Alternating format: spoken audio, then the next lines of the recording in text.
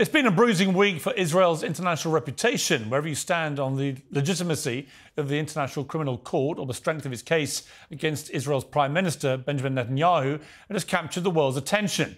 The ICC's prosecutor wants an arrest warrant for Netanyahu, arguing he could bear criminal responsibility for alleged war crimes and crimes against humanity in the Israel-Hamas war. To Netanyahu's fury, it creates a moral equivalence between Israel's leaders and the Hamas terrorists who started this war. It shifts the focus again to what many people believe is intolerable civilian suffering in Gaza. Today, Ireland, Norway and Spain all announced they will formally recognise a Palestinian state within days. Well, joining me now to respond to this is the President of the State of Israel, Isaac Herzog. Mr. President, thank you very much indeed for coming back to Uncensored. It's good to see you again. First of all, if I could get your reaction. Thank you. Your reaction, please, to this news today that Ireland, Norway and Spain all moving to recognise a Palestinian state by the end of this month. I must say, these are futile steps that won't help any progress in the region and are adverse to the basic challenges, meaning adverse to the ability to release the hostages. They can be deemed as an award, actually, to Hamas, and I've expressed these opinions to the leaders of these respective states, because what one sees is, okay, because of a war that was brutally waged by Hamas, by raping, burning, chopping, abducting Israelis, all of a sudden the world rushes, a few nations in the world are rushing to declare a Palestinian state when there is no boundaries or nothing that you can make a Palestinian state. In order to reach any possible venue for the future, there must be negotiations by the two sides. And I think that this step is actually adverse to the real purpose and trajectory of moving towards peace in our region. I mean, there is a lot of people around the world who believe that the only way this conflict, running now for over 7 decades, can ever get reconciled is if there is a two-state solution. You have said in the past that you are broadly supportive of a Palestinian state. Is this not a logical moment in this conflict, in this war, to at least say that this should be the end game, the goal? So thank you for asking this, because one has to be lucid and understand the facts on the ground. You have two areas where there could be future possibilities of sovereignty for the Palestinians. One is the Gaza Strip. The Gaza Strip, we've gone through hell. We've gone through terror that was waged by Hamas. Hamas took this over by coup d'etat against the Palestinian government, okay, in 2007. Since then, a whole terror city was built in the most incredibly big way. It's bigger than the New York subway system, the tunnels of terror there. And you expect us to say, okay, now this will be run as a Palestinian state. Exactly how? We have to get Hamas out. We have to get the Iranian support out. We have to build a real future, and it takes a couple of years to build a real future. And then you've got the West Bank, where they are there, and their government lacks capability. We have a lot of issues that turns out that a whole army of terror is working there, and Israel has to come in, day out, to arrest these terrorists. So in order to create a future of hope and peace, there are basic things and basic prerequisites that must be met. There is a big argument in Israel regarding the capability or the acceptance of the idea of a Palestinian state, because following October 7th in Israel, the deep feeling is that the neighbors that everybody promised us will be peaceful neighbors have attacked us in a most brutal way, and they've killed and butchered and raped and abducted, first and foremost, the biggest supporters of peace in Israel. So there is also a mental issue here, a national feeling that there's no trust. And in order to move to any possible future, there must be, first and foremost, trust. So these are the issues we must deal with before throwing declarations that are written in foreign offices here or there, which serve perhaps internal political pressures in some countries or not. Doesn't really matter. At the end, it won't help any Palestinian or any Israeli for that matter. This all comes, of course, just 2 days after the International Criminal Court announced that it was going to be pursuing a prosecution of your Prime Minister, Benjamin Netanyahu, and your Defence Minister, Gallant. What is your response to that? So we have to tell your viewers that first and foremost, this announcement by the prosecutor has been carried out in bad faith. Because despite the fact that Israel is not a member of the Rome Convention, which established that court, like many, many nations are not party to that convention, Israel indirectly and also directly agreed to have a dialogue with the prosecutor. And this was made clear by the announcement of Foreign Secretary of State, of course, Anthony Blinken, because the Americans were also involved in this dialogue, and they're also not a party to the convention. And we agreed to have a dialogue and bring the prosecutor to Israel. And his chief of staff was supposed to land in Israel at 6 p.m. 2 days ago, and all of a sudden he rescinded his visit and the announcement came out.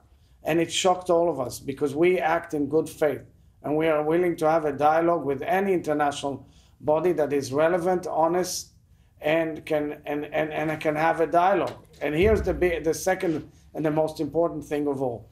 In international law, you have a rule which is called complementarity, meaning if there is a state that is democratic and has a very strong law enforcement arm and can adjudicate and investigate and judge, then that nation is exempt from any steps by the International Criminal Court, because Israel, of course, knows how to do it.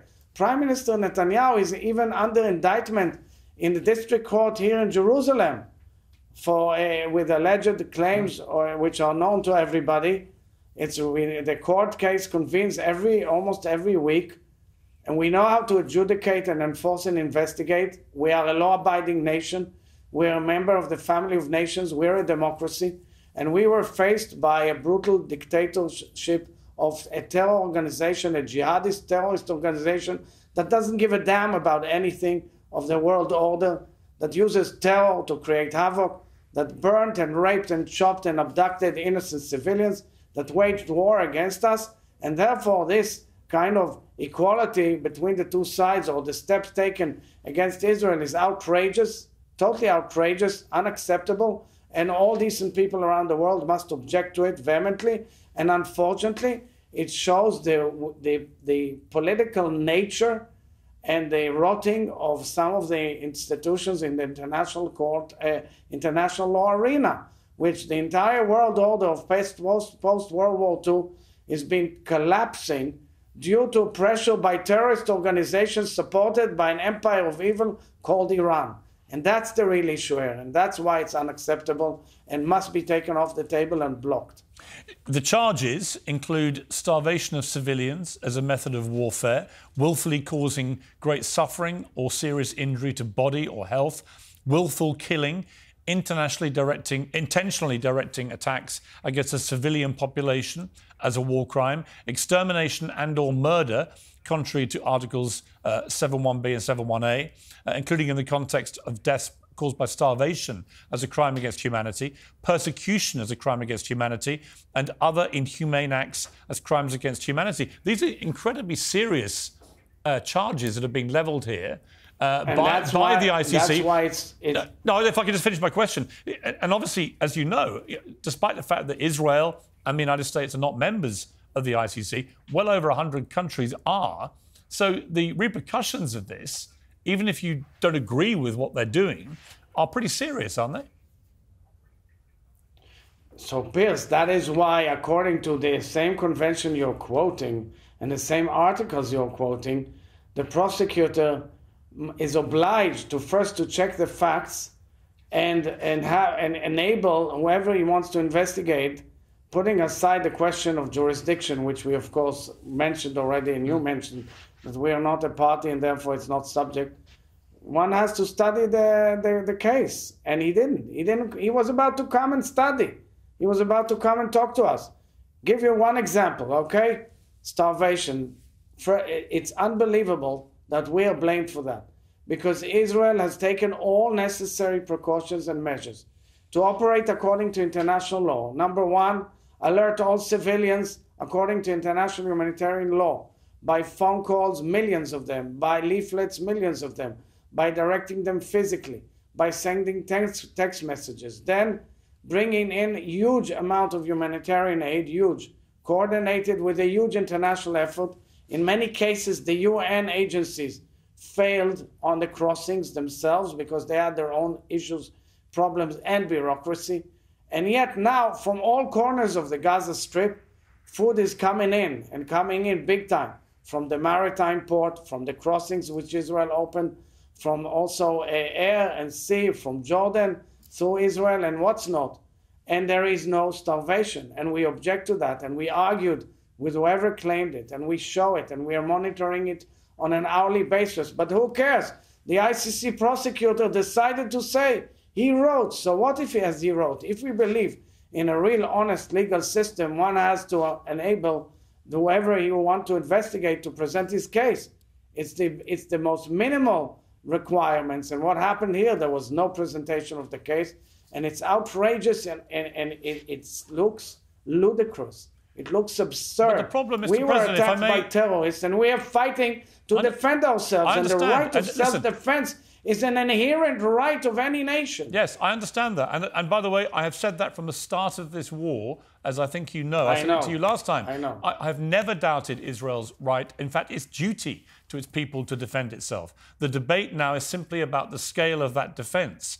And in relation to the humanitarian aspect... I know, but do you know that the same citizens of ours on the border with Gaza, which is an internationally recognized and agreed upon border, these same citizens are attacked by missiles every day still from Gaza? Okay, just shows you the enormous amount of war power that was instilled in the houses of all the Gazan citizens. We've gone in and we found unbelievable infrastructure of terror in people's homes. That's the absurdity of this all. Well, they brought havoc on the entire people. Here is the problem, I think, if I may say, as a journalist to you, speaking frankly. One of the problems Israel has is that the United Nations says there are widespread humanitarian issues. I've had doctors from hospitals in near Rafah saying there are hundreds of patients coming in on a daily basis who are suffering now from famine-related illness and disease. Everyone is saying one thing. You're saying another. You're saying it's all nonsense. It's all invented to denigrate Israel. But at the same time, you won't allow journalists, independent journalists, to go in and see it for themselves. And in fact, what you're doing as a country... Well, if I can finish my question. What you're doing as a country is, it seems to me, is that you're also having a secondary attack on freedom of the press. And the reason I say that is you shut down Al Jazeera in Israel. You recently, this week, you confiscated equipment from the Associated Press, which you've now had to hand back, and you still won't let foreign journalists go in there. And I think that if you really want people to believe what Israel's version of events is, surely it's now incumbent on Israel to say this far into this war, we are now going to allow foreign independent journalists to go in. So first of all, I take your comment and I will definitely pass it on to the relevant authorities because I was under the impression that people see and report. Secondly, and that is the most important thing here, we hold a dialogue. We have a war room with all UN agencies, with COGAT. COGAT is the agency that deals with all the UN agencies and the international rescue operations, and we monitor it in the war room 24/7. I don't ignore the fact that people are suffering. We know that the Gazan people are suffering. They're going through a terrible ordeal by moving themselves and then getting the food and then living. We understand that. It's very sad. It's a real tragedy, and this havoc was brought upon them by Hamas. It's a real tragedy. And I sincerely hope that now we will be able to see a different rule over Gaza that will bring hope to them, the Palestinians, our neighbors, and to the entire region. But I can't, in a war zone, unfortunately, where people are dying all the time in war and there's battles going on and huge terror infrastructure, I don't know what's allowed and what's not allowed in terms of bringing in the press. But I'll pass on your request and idea as well, because I take you seriously, and thank you. Well, I appreciate that, because serious journalists who I respect greatly are really getting incensed that they're not able to do their jobs, and I think they should be allowed to. I want to play you a clip, President Herzog, if I may. This is from you towards the end of October, talking about the war then. It's an entire nation out there that is responsible. It's not true. This rhetoric about civilians not aware, not involved, it's absolutely not true. They could have risen up, they could have fought against that evil regime which took over Gaza in a coup d'etat. But we're at war. We are at war. We're at war we're defending our homes. We're protecting our homes. That's the truth. And then when a nation protects its home, it fights. And we will fight until we'll break their backbone. It has been construed, your comments then, that you were talking about the entire Palestinian population as being equally culpable for what happened. And therefore you were waging, as some of your critics have put it, as you know, that you were waging a form of genocide in response because of what you said. Would you like to clarify what you meant by those comments? Absolutely, because there was a continuation, which you didn't show, where I made clear that there are many, many innocent civilians in Gaza. This was given 4 days after the waging of this brutal, horrific attack that was waged against Israel. And what I commented had to do with the whole discussion, as you can see, related to the fact that there were so many enormous celebrations out there in Gaza, celebrating the rape, the butchering, the burning, the chopping, the abduction, and the killing of so many Israelis. That's what I related to. And I made clear, outright clear, and it was made clear also time and again, and I'm happy that you gave me the opportunity to make clear. Of course, there are many, many civilians in Gaza, so many of them that are totally innocent. They are in a tragedy that has befallen upon them by Hamas. And the people of Gaza are not our enemies. They are our neighbors. With many of them, we had very strong and good relations. But they were taken hostage by Hamas, which has infrastructure all throughout. And the entire infrastructure of billions of dollars was spent to build a terror machine rather than helping to upbring their society and their life. And what I said was, there should be a moment where there will be a debate within Palestinian society saying, why? Why do we accept this route rather than going on the route of peace and coexistence? But let me ask you this, Mr. President, because I've interviewed you before, and I think you're a man who I think means what he says, right? I do believe that. But when it comes to eliminating Hamas, the question everyone's asking is, at what cost? If you go into Rafah and you try and eliminate the rest of Hamas, there's a fear that you will kill many thousands more innocent Palestinians. As we know, half of the population in Gaza are children under 18. And people just have had enough of the slaughter of children.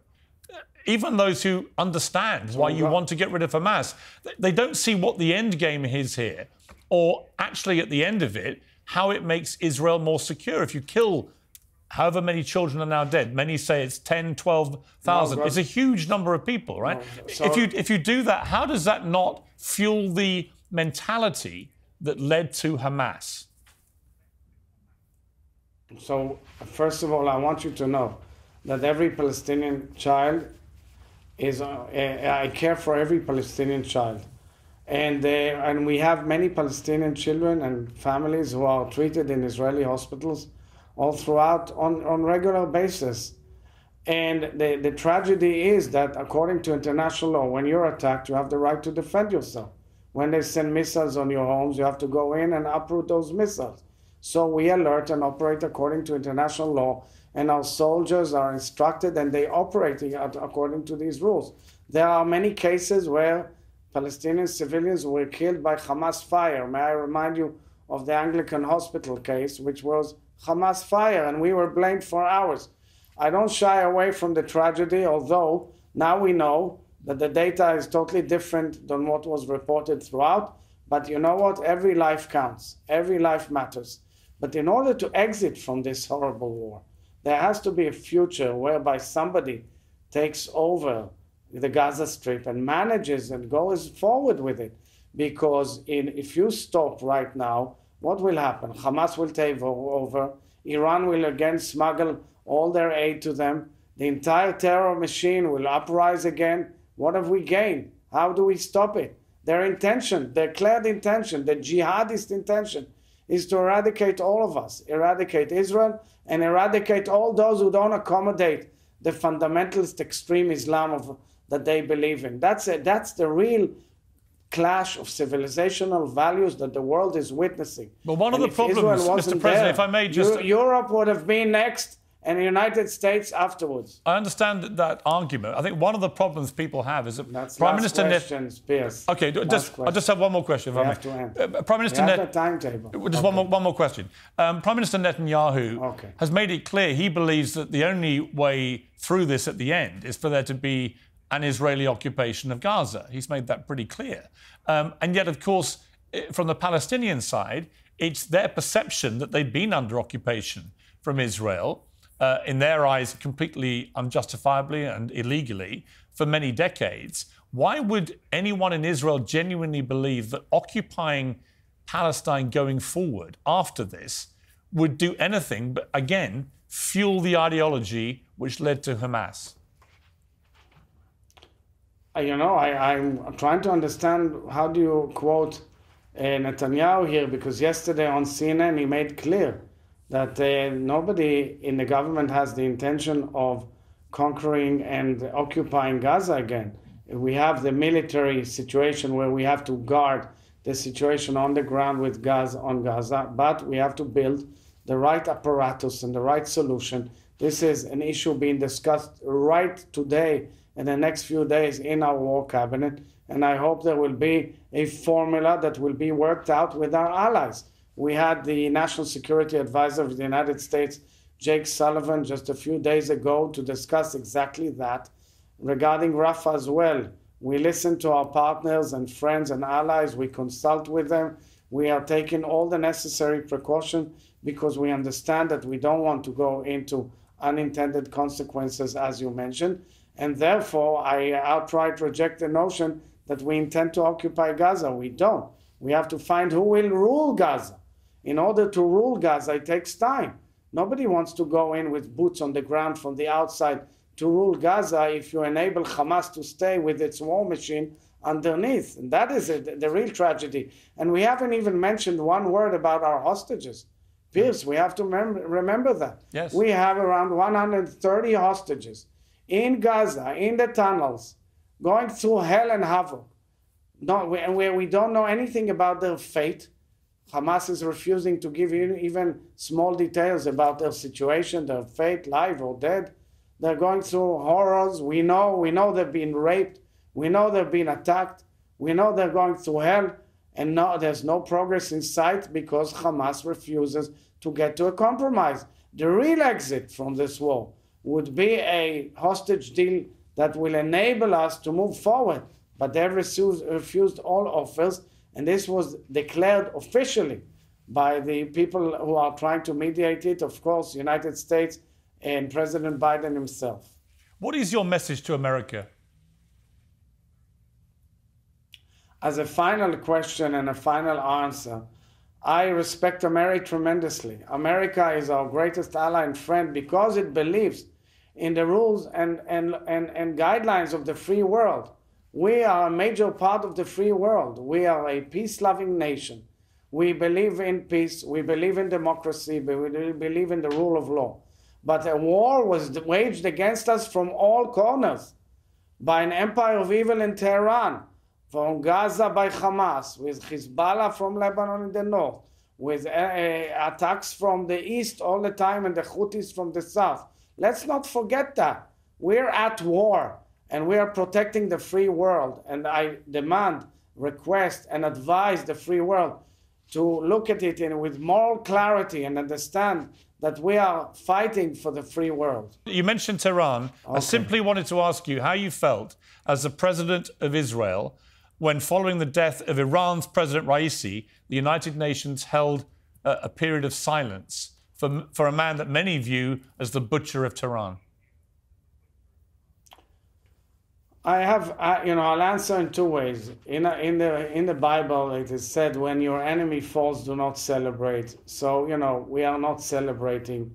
We are not involved in this, and we are not there to comment on this. But when I saw the Security Council standing a moment of silence for the person who's him and his government are pushing the biggest war machine and terror machine in the world, with terror cells all over the world through their proxies, I was shocked. I said to myself, this is a perfect example of the failure of the world order post-World War II. We should not forget. 1 million people were butchered in Syria, and the world stood idly by an ally of Iran. And that was the beginning of a whole cascade of wars, okay, which is launched all because of Iran. And we now must not forget, of course, Iran's involvement in Ukraine and so many other places. So Iran is the biggest threat to world stability. And the world has to stand firm against Iran. And we've seen it recently with the missile attacks against Israel. Thank you very much for the interview. President Herzog, I really appreciate the time you gave me. I know you're a very busy man. And thank you very much indeed for coming back onto Uncensored. Thank you.